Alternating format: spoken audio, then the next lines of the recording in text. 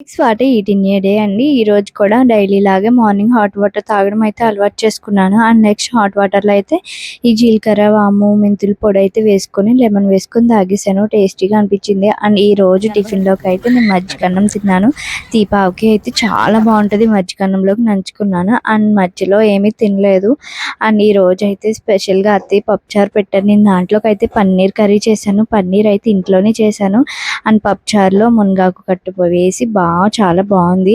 And afternoon అయితే as టీజ్గా నేనైతే fruit తిన్నాను. అదైతే వీడియో తీయలేదు. అండ్ నైట్కి అయితే ఇలాగా క్యారెట్, బీట్రూట్ వేసి అట్టు వేసుకున్నాను. అట్టు అయితే అసలు రాలేదు. ఎందుకంటే నేను క్యారెట్, బీట్రూట్ ఎక్కువ వేసి పిండి అయితే తక్కువ వేసాను. సో దాంతో చాలా తిప్పలు పడ్డాను. చూసారు కదా, కొన్ని సార్లు మా ఆరాధ్యను అయితే ఎత్తుకొని అట్టు వేసుకోవాల్సి వస్తుంది. ఎందుకంటే దానికి నిద్ర టైం వచ్చిందంటే ఇంకా ఏడ్చేస్తూ ఉంటుంది, ఎవరితోని ఆగదు. అందుకని చెప్పి అలా ఎత్తుకునే సరే అట్లు వేసుకున్నాను. చెయ్యి అయితే నొప్పి వచ్చేసింది.